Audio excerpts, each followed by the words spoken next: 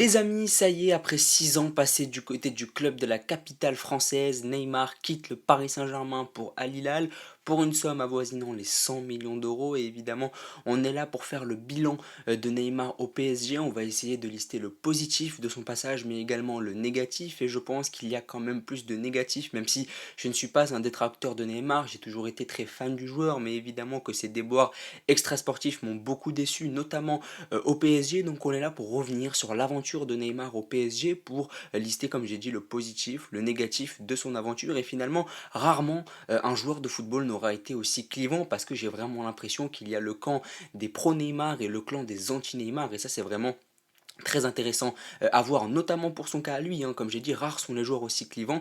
Donc on va commencer par le positif. Dans un premier temps, c'est que Neymar a quand même d'excellentes statistiques. Et ça, c'est vraiment très positif pour son bilan. C'est que Neymar, en 173 matchs du côté du PSG, il a marqué 118 buts. Et c'est quand même des statistiques assez impressionnantes. Et on voit que finalement, sur le plan personnel, statistiquement parlant, lorsque Neymar a été sur le terrain, que ce soit en Ligue 1 ou en Ligue des Champions, eh bien ses stats ont toujours été positives. Et 118 buts en 173 matchs, c'est vraiment des stats finalement de l'acabit d'un joueur de très très haut niveau. Et au niveau statistique, il a fait ce qu'on attendait de lui. Et quand on voit finalement le bilan final, évidemment qu'on parle beaucoup des blessures, on parle beaucoup du fait qu'il a joué que 50% des matchs, mais ça ce sera plutôt pour le côté négatif. Mais à chaque fois qu'il a été sur le terrain, en fait, est de constater qu'il a toujours rempli la case statistique, et de faire de fort belle manière. Il y a également des matchs de très très haut niveau, parce que beaucoup disent que Neymar en Ligue des Champions ça a été très difficile, beaucoup disent qu'il a souvent été absent, et ça c'est vrai, on ne peut pas le réfuter. Mais quand on regarde certains matchs, Dortmund en 2020, c'est lui qui a inscrit un but de la tête sur corner. Le match face à l'Atalanta, le Final 8, le quart de finale, il sort 14 dribbles, ce qui est un record en Ligue des Champions à ce stade-là de la compétition. Donc il y a vraiment des matchs de très haut niveau. Évidemment le match du Bayern en 2021, mais je pense qu'il doit aussi y en avoir d'autres en phase de groupe. Je me rappelle notamment d'un match face à l'Étoile Rouge de Belgrade, ou un match face à l'Istanbul Başakşehir. Donc il y a vraiment aussi des matchs en poule où il avait été absolument impressionnant. Mais c'est vrai que sur la phase finale de Ligue des Champions, beaucoup aiment dire qu'il a souvent été absent, qu'il a souvent été blessé, qu'il a souvent finalement manqué sur les efforts défensifs, qu'il a souvent été décevant. Mais fait est de constater qu'il a quand même eu des matchs de très très haut niveau. Dortmund 2020, Atalanta Final 8, et on incombe souvent l'épopée du PSG en 2020 en Ligue des Champions sur le Final 8 à Neymar. Et c'est vrai que Neymar a été le principal artisan de la finale faite au Portugal lors du Final 8 en 2020. C'est vrai que le principal artisan de cette épopée-là, c'était Neymar.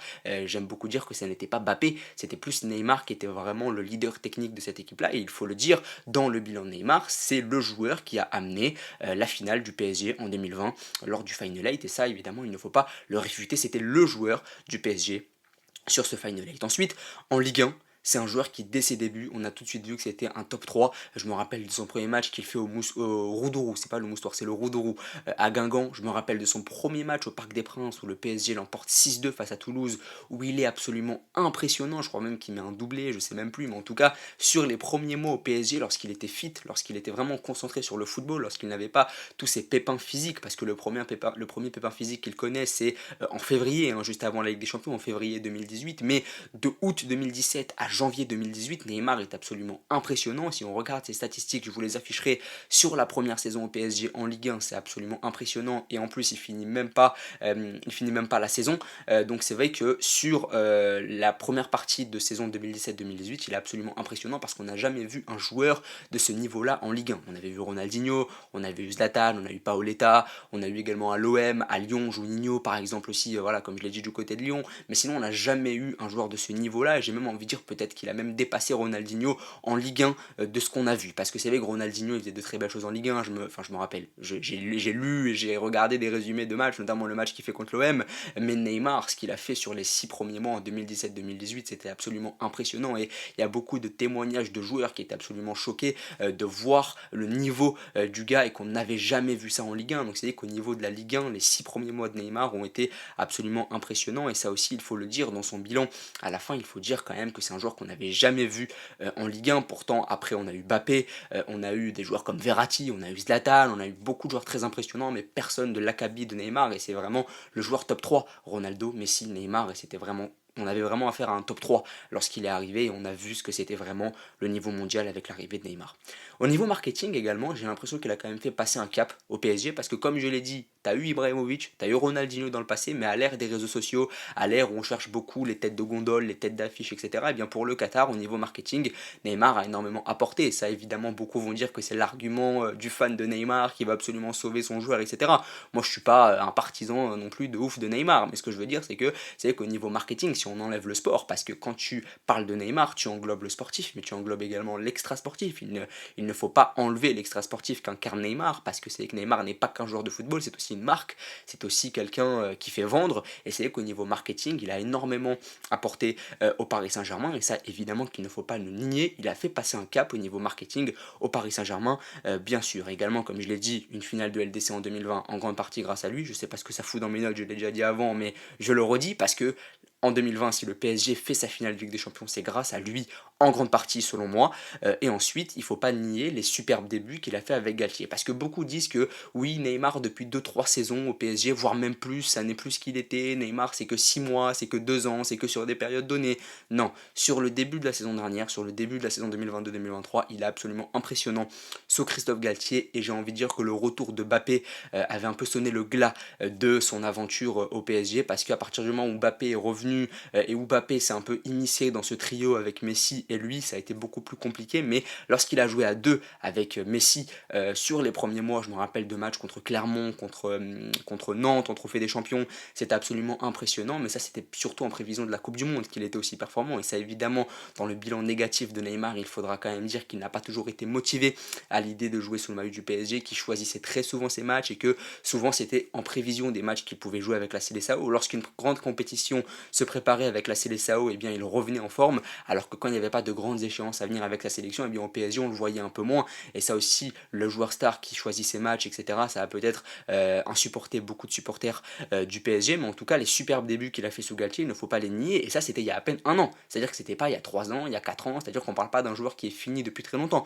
on parle d'un joueur qui même l'année dernière s'est approché d'un niveau qui était quand même le sien il y a quelques années. C'est que ce qu'il a fait à ses débuts, au début de Galtier la saison dernière, c'était très impressionnant, et il ne faut pas dire que Neymar est fini depuis des années. Il nous a montré à peine l'année dernière qu'il pouvait revenir à un niveau assez impressionnant, mais ça évidemment ça dépendait de sa bonne volonté.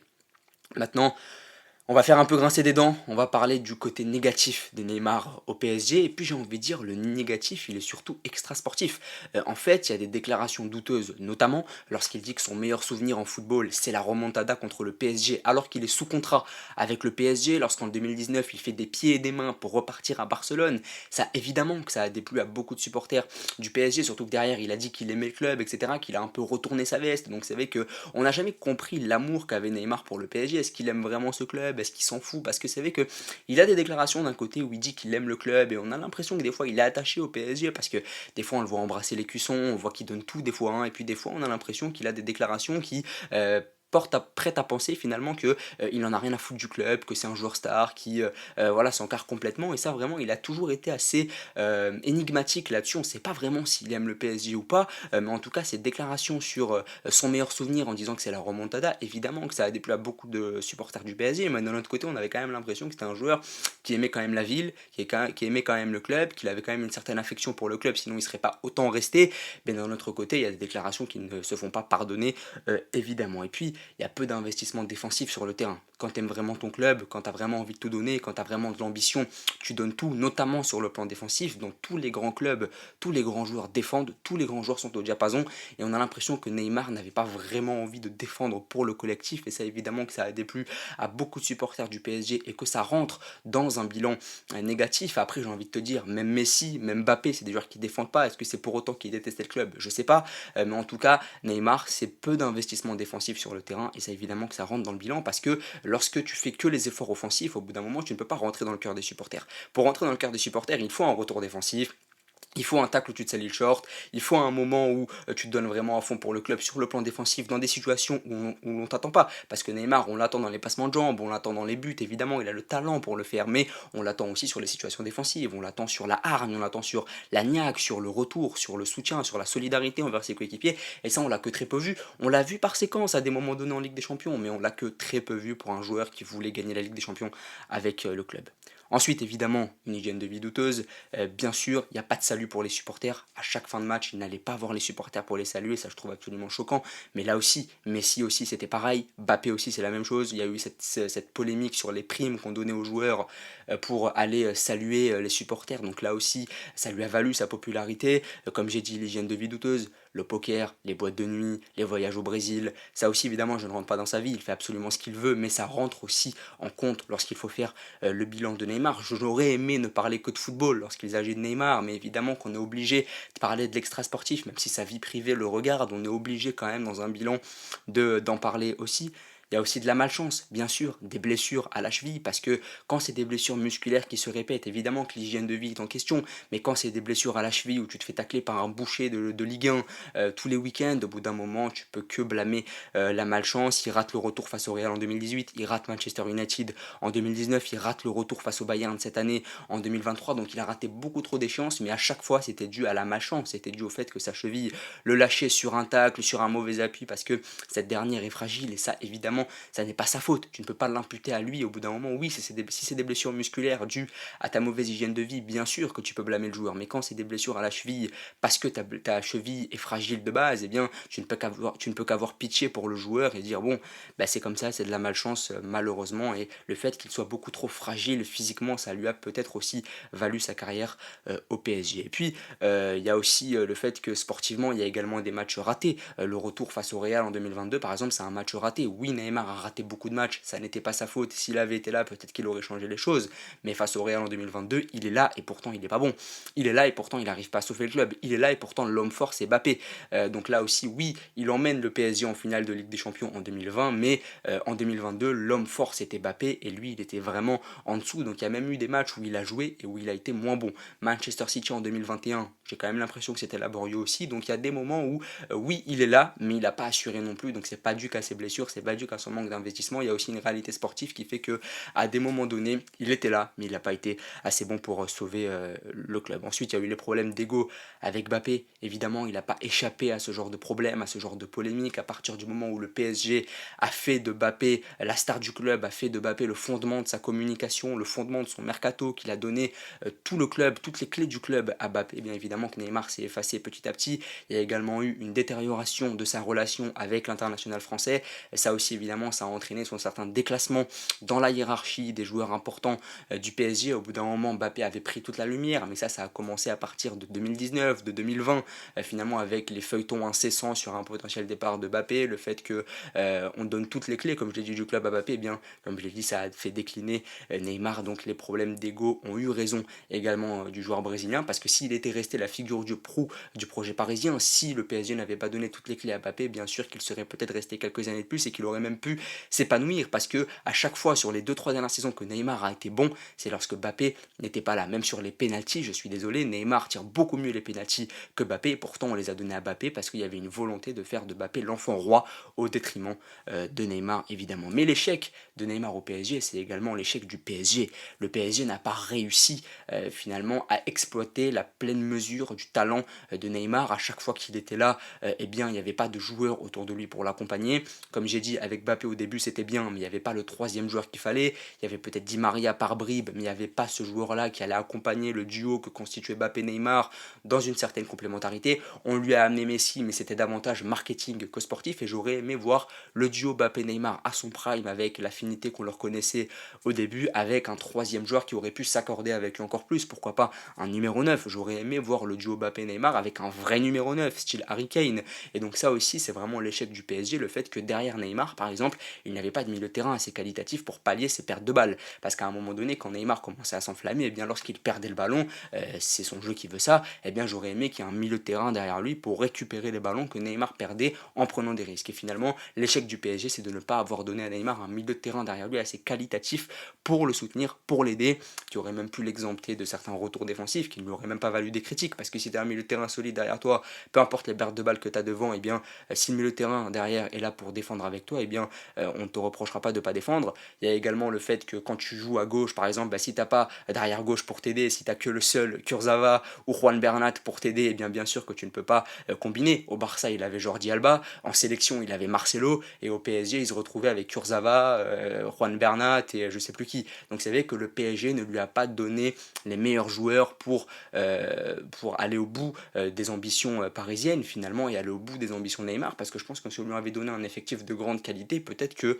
Neymar aurait pu mieux s'épanouir. On ne l'a pas vraiment entouré de joueurs qui pouvaient se connecter avec lui, et ça évidemment que c'est l'échec du PSG, parce que si tu mets Neymar en numéro 10 avec un collectif fondé autour de lui, avec des joueurs qui peuvent le soutenir, qui sont des joueurs assez qualitatifs pour l'aider, évidemment qu'il peut devenir le meilleur du monde, voire même le meilleur de l'histoire, parce qu'il avait le potentiel pour l'être.